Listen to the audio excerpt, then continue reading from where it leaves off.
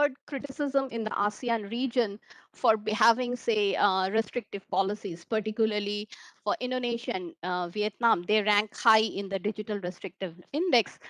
Um, of course, like all of us heard that US has championed the movement of data across borders with privacy and cyber security restrictions. Similarly, for Japan, they have also discussed about this free flow of data with trust. But the question comes is, how do we define trust? That may have a some certain meaning.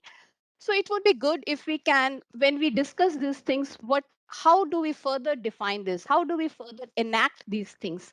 That needs to be clearly laid out and agreed among between the countries.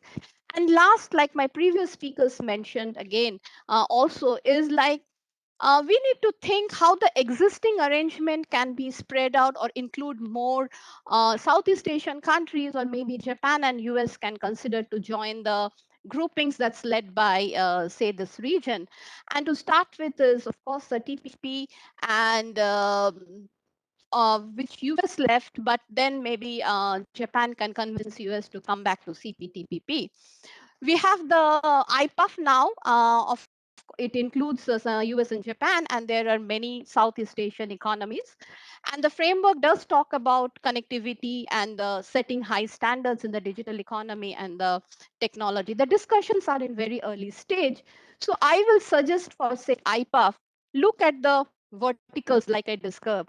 Don't like it's instead of saying digital economy or digital transformation, you may look at the components like infrastructure, regulation, and literacy.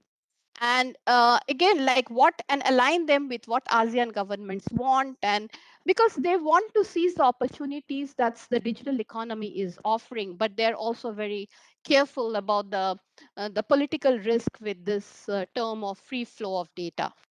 So, and finally, I would say like US and Japan may like to join the Singapore-led digital agreement, because Singapore will also be part of the ASEAN digital agreement, which will be coming in 2025.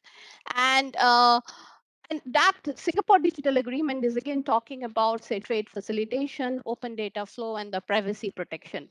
So Japan can join the grouping to, say, understand and influence these agreements. But we need to know, like in ASEAN, none of these agreements are legally binding. So I always say for ASEAN, like it's good to take baby steps and also talk in line with what the government thinks. I'll stop there. Thank you.